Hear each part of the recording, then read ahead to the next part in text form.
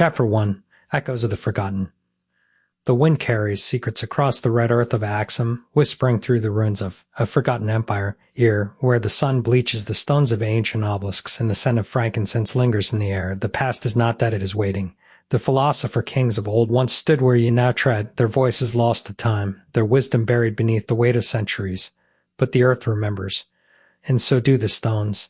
It is the 4th century, and the Axumite empire stretches like a living thing across the Horn of Africa.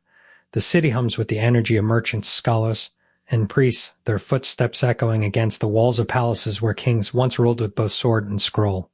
The air is thick with the sound of chants deep resonant, calling to gods whose names are now spoken only in hushed reverence. This is a land where power is not just wielded, it is contemplated, where every decree is weighed against the balance of eternity. The first philosopher-king you meet is Azana, his name etched into the annals of history like a promise. He was not just a ruler, he was a seeker.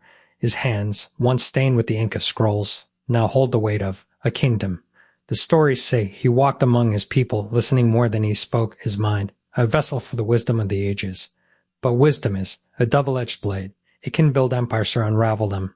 The parchments in the royal archives are brittle with age, their edges frayed by time. Unfold them carefully, and you find not just laws, but philosophy, not just decrees, but questions. The philosopher-kings of Axum did not rule by force alone. They ruled by thought. Their words were not just commands, they were invitations to ponder the nature of justice, the meaning of power, the balance between the divine and the mortal. But power has a way of corrupting even the most enlightened minds. The empire's golden age is not without its shadows.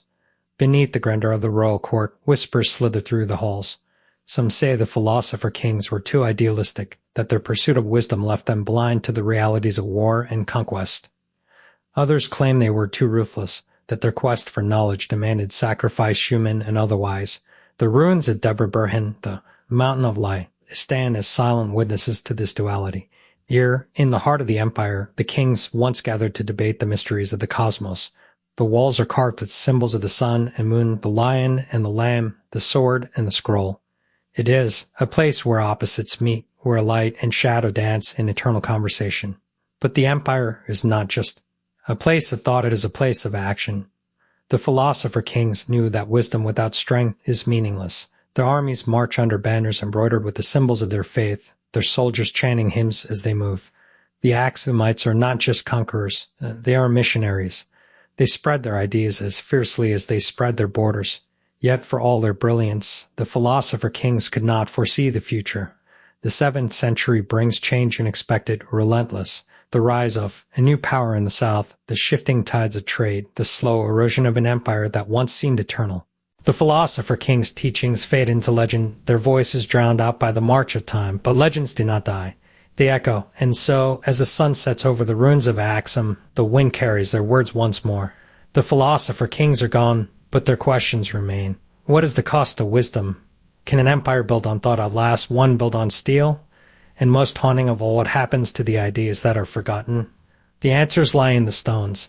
The answers lie in the wind. And the wind is still speaking.